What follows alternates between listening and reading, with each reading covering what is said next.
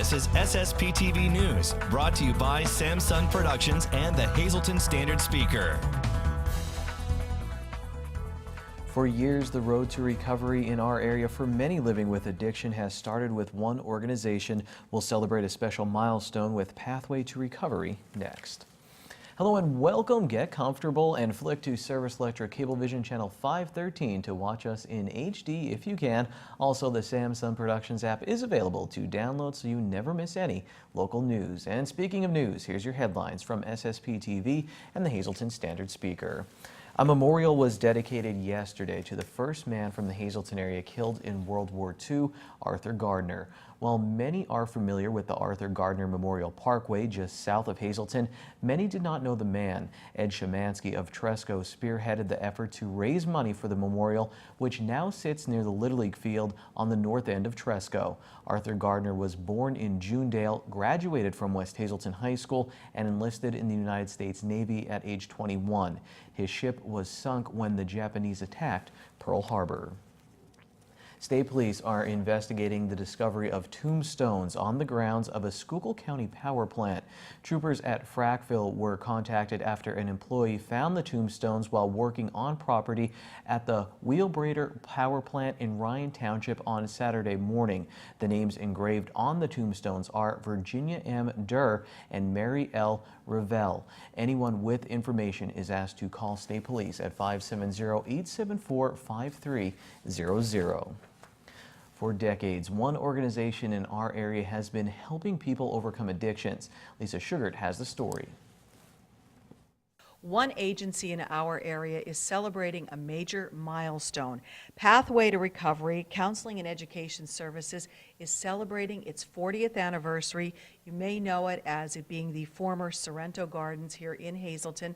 Eileen Panzarella is the Prevention Director at Pathway to Recovery. I guess congratulations on serving the community for so many years. Well, thanks. You know, we are proud that we've had this longevity of our agency and the work that we're doing.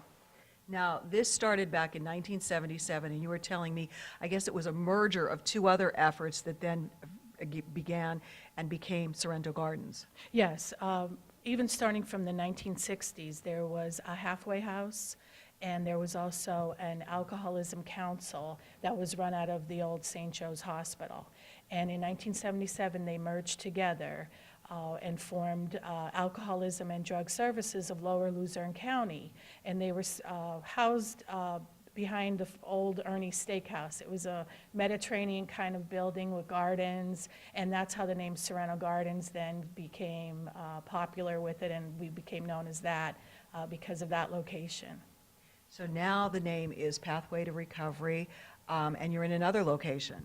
Correct. So 4 years ago, September will be 4 years, we moved to what's called the Wave Center here on Broad Street, 223 West Broad.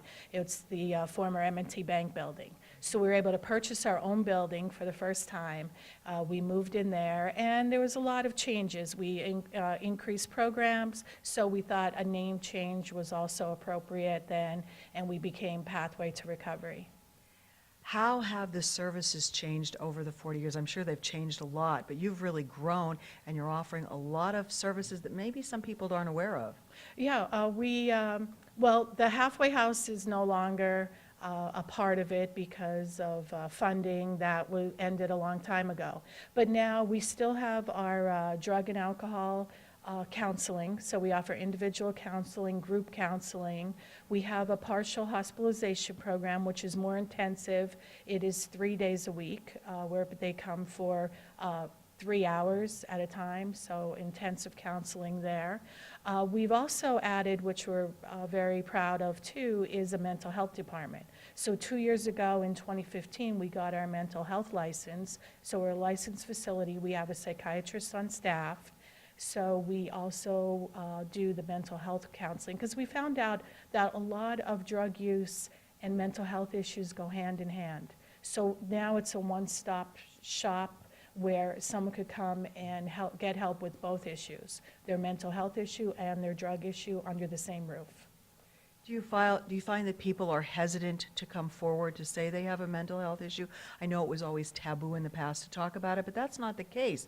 And people can get help and they can live a normal life, correct? Definitely, and I think that's what the focus is on, is that these are diseases just like any other disease, and you could get treatment for it. Some of the mental health, there's medication use, and people can lead normal lives. So we have to remove that stigma, and even with the addiction, we're finding out it's a disease of the brain. Well, you're dealing with helping people who already have problems, but you're also trying to prevent future problems. You're taking education services into the schools and trying to educate our youngsters so that they know to stay away from drugs and alcohol. Yes, in 1979, our prevention department was actually the first in Luzerne, Wyoming County on that, so we've continued those services to today. Well, congratulations, 40 years in the community and going strong, and we thank you for the good work that you do for so many people. Oh, thanks a lot. Eileen Panzarella from Pathway to Recovery. Thanks, Lisa. Pathway to Recovery is the subject of a new Sam Lassant show. You can watch tomorrow at 1:30 p.m. and 7:30 p.m. or anytime with the Samsung Productions app or at SSPTV.com. Well, today marks day number 3 of this year's Bloomsburg Fair. Our Janine Mazurkevich has another look at the big event. Well, I found this really neat. There are antiques and collectibles at the Bloomsburg Fair, and I'm with Stephanie, and you sell these every year, and there's always new items. So this year we have Matchbox cars. Yes, that's the Volkswagen 67s, and there are 8 different colors available this year. So talk about this. It's my dad's business. He started in the late 80s. We started in about I want to say 2007 maybe, hosting the Bloomsburg Fair collectible pieces, and every year they design something new. This year the bigger cars are the Dodge Daytona Chargers, and this Matchbox piece is the Volkswagen. All right, so how do you decide on what piece will be the collector's item for that year? George talks with the fair board, and they come up with what's available on the market, and they just pick something new every year. Very good. How many of these are available for sale? The Matchbox piece there's one of 200. So obviously, I don't know how that figures out into the 8 different colors, but there's only 200 total pieces with all the different colors. And then we have the Collector Fair tins. That's brand new for this year. They are started with the fair gave us some pictures and submitted pictures, and then we designed the tins. That's a neat concept. Has this been going on for 162 years? No, ma'am, I don't think it's been going on quite that long. The fair has had multiple collectibles over the years. Our family business got involved, like I said, probably maybe 15 years ago or so. What are some of the other collector items that you've sold? We sell the fair coins. That has a commemorative Bloomsburg Fair logo on one side, and then every year they do a different design. They're honoring the veterans with the tank commemorative on the other side. We've had in the past, we have done firehouse engines for people that do HO collection, that type of thing. And then we do the tractor trailer trucks every year as well. That's pretty neat. So where can we find you at the fair? We are underneath the grandstand, booth number 30, as you're walking down through the grandstand. All right, and it's first come, first serve. As you heard, there's not a lot of these collectibles to go around, so get them while they're hot. Yep, sounds great. Stop by and see us. Thank you. Anyone else see the Penn State Bloomsburg Fair truck? That was neat. Thank you, Janine. The fair runs through this Saturday, September 30th. Go to bloomsburgfair.com for details. Well, still to come, the release of this week's high school football Coal-Scale rankings and Ron Marchetti's trivia treats in sports, and meet a husband and wife who recorded an album together. Their story and the story behind their music is next. This is SSPTV News, your place for 24 hours of your hometown news and information.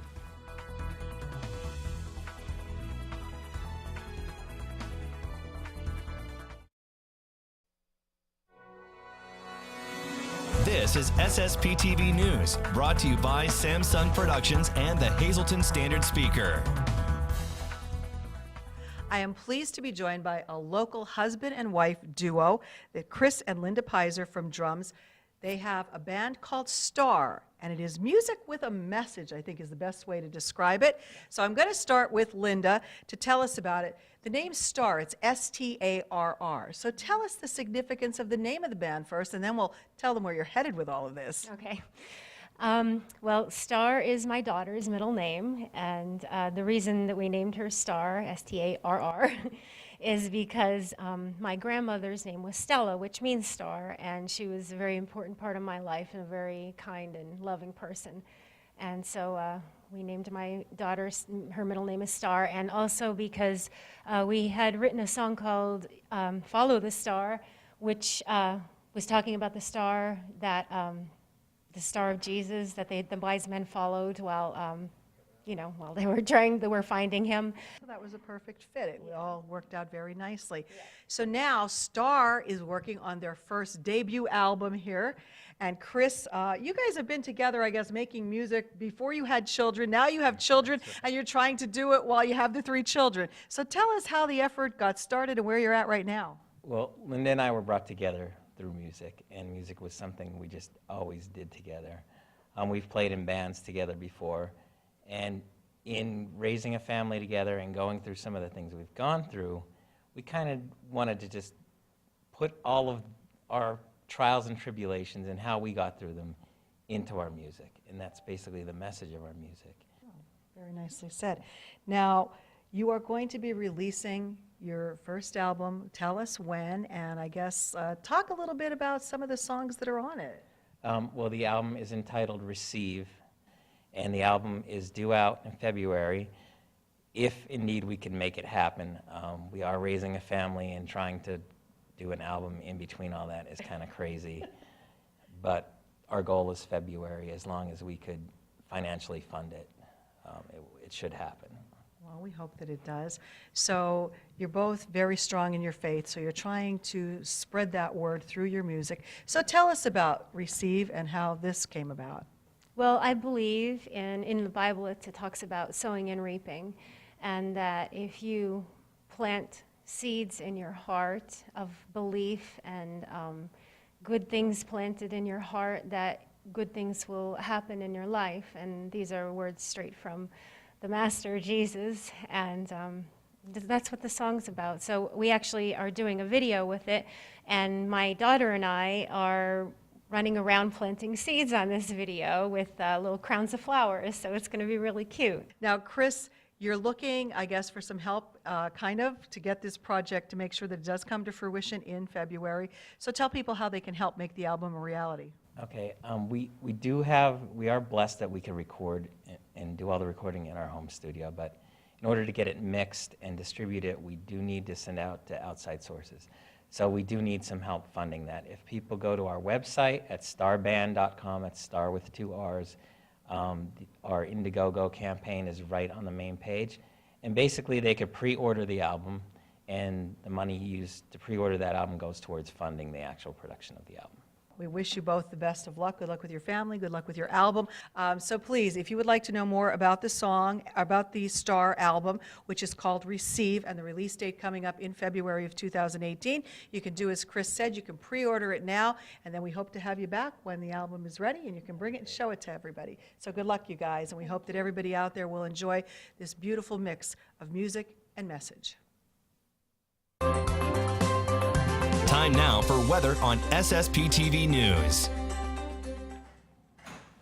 Lisa Sugared and I took a walk down the street to visit our friends at the Greater Hazleton Chamber of Commerce, and I sweat through my dress shirt. That may be too much information, so let's check out our forecast from the National Weather Service. Tonight, patchy fog after 2 a.m., otherwise partly cloudy. We'll have a low of 63 degrees. And then on Tuesday, patchy fog before 10 a.m., mostly sunny, high of 82. Tuesday night is partly cloudy. We'll have a low of 61 degrees. On Wednesday, we have a 30% chance of showers and thunderstorms after 2 p.m. Mostly sunny with a high near 83 at night. Same chance of showers and thunderstorms before 8 p.m. We'll have a low of 56 degrees. Thursday's nice, mostly sunny, high of 69. Thursday night, partly cloudy. We'll get down to 47 degrees as things cool off a bit. Friday, mostly sunny with a high near 64. And then Friday night, partly cloudy, low of 44 degrees. More numbers now on the green screen on SSPTV News. Pick 2, 24, pick 3, 306. Your pick 4 numbers 7168 and pick 5 numbers 06764. The wild number is 0. In sports, we have the high school football cold scale rankings plus some scores from over the weekend. We'll be right back.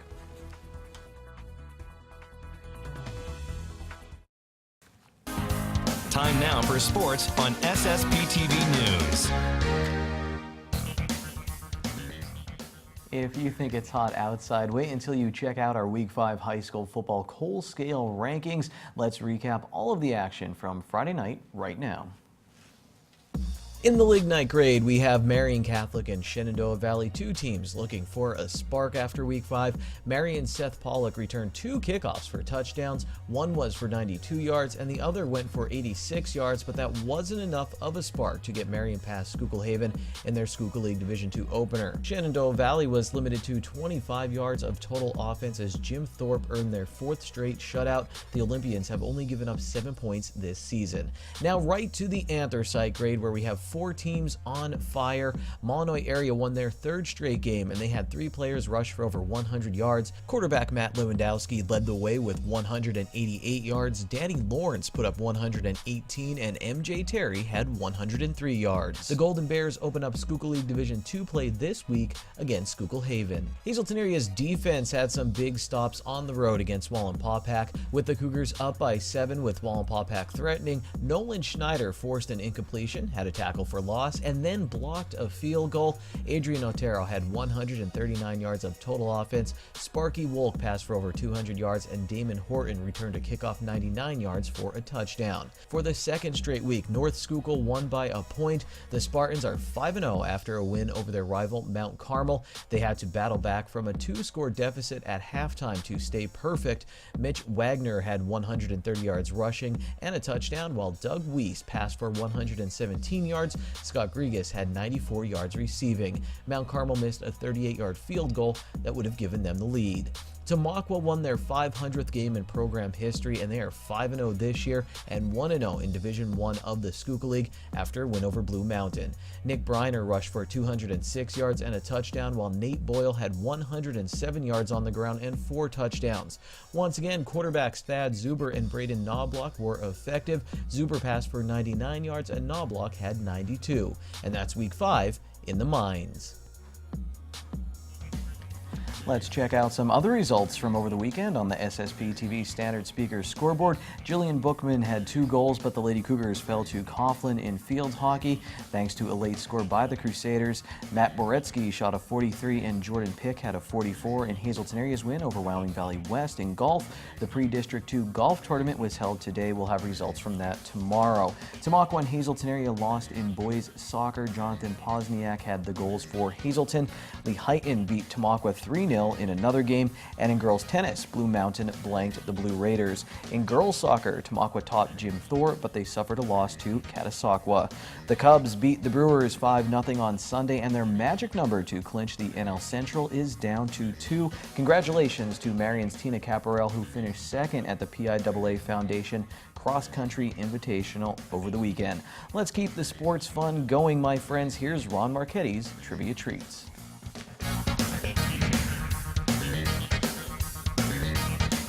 What 2 teams played in the first regular season overtime game in NFL history? Hi, everybody. On this day, after the Hazelton Area Sports Hall of Fame's 13th annual induction dinner. This is Trivia Treats. The answer to our opening question. The Pittsburgh Steelers and Denver Broncos participated in the very first regular season overtime game in NFL history on September 22nd, 1974 at Mile High Stadium in Denver, 3 days over 43 years ago. The league enacted overtime in the regular season starting with the 1974 season. The Steelers and Broncos tilt ended in a 35-35 tie. Despite that, The second regular season overtime game took place on November 10th, 1974, with the New York Jets beating the New York Giants 26-20 in New Haven, Connecticut at the Yale Bowl. But let's go back 3 years before 1974 to the opening week of the NFL season 46 years ago yesterday. The first two selections in the 1971 NFL draft led their teams to shocking upsets. The number one pick, quarterback Jim Plunkett, took the New England Patriots to a 20-6 triumph over the Oakland Raiders at Schaefer Stadium in Foxborough, Massachusetts. It was also the first regular season game at Schaefer and the first to feature the newly renamed New England Patriots. The club had been called the Boston Patriots from its inception in 1960 through 1973. Number two, draft pick on that same opening day, Archie Manning marched the Saints to a 24-20 victory over the Los Angeles Rams at the Superdome in New Orleans. Manning scored the winning touchdown on a 1-yard run with 1 second remaining. But guess what? They're still playing baseball, and exactly 53 years ago today, in 1964, Chico Ruiz of the Cincinnati Reds stole home to give the Reds a 1-0 win over the Phillies at Coney Mack Stadium. On this very day in 1964, would you believe, the Phillies had a firm hold on first place by 6.5 games, but this loss would start the Phillies on a 10-game losing streak, while Cincinnati was winning 9 in a row to take over first place. But then, the Reds lost 4 of their last 5 games, and somehow, some way, the St. Louis Cardinals backed in to win the National League pennant by winning 10 of their last 13. Then the Cardinals went on to win the World Series in 7 games over the Yankees. Mother of God, Yankee manager Yogi Berra was fired a few days later. Then a few days after that, the Yankee management also told their longtime broadcaster, who was the very best, Mel Allen, to go home and don't come back. I'm going home now, but I will be back on Friday. Till then, be a good sport and stay loose. Good evening, everyone. Here's today's Talk of the Town. If anyone is interested in the Strikeout Abuse Bowl-a-thon on Saturday, October 7th, you must register for the event by today. If you would like to register, go to the website on your screen. Luzerne County Community College will hold a 50th anniversary art exhibit on Friday, September 29th from 6 to 9 p.m. at the college's Schumann Gallery. This event will run until December 22nd. If you are interested, you can go to luzerne.edu for more information. There will be a Tricky Tray fundraiser on Saturday, September 30th at St. Peter and Paul Lutheran Church on 660 Alter Street in Hazleton. Doors will open at 1 p.m. and the event will begin at 2 p.m. For more information, you can contact the church at the number on your screen. And SSPTV will be showing the Angela Park documentary on Saturday, October 7th at noon at the Cinema and Draft House in West Hazleton. Doors will open at 11:15. For more information, you can call SSPTV at 570-455-7267. And that's today's Talk of the Town. SSPTV News would like to send our sincere condolences to the family and friends of these recently departed. Martha Konashewski of Sugarloaf Township. Arrangements will be announced by the Frank J. Bodden Funeral Home. Attention pay-per-view subscribers, if you see your name now on SSPTV News, you'll have 13 minutes to call in and win a free movie from Service Electric Cablevision. Today's winner is Cheryl Klein of Tamaqua. Call now at 570-455-7267, extension 104 for your free movie. Congratulations to the Standard Speaker's Dave Seaman on being inducted into the Hazleton Area Sports Hall of Fame. We'll have coverage from the event in the coming days here on the news. We'll see you tomorrow. Take it easy, everyone. Watch us online anytime at ssptv.com and follow us on Facebook and Twitter.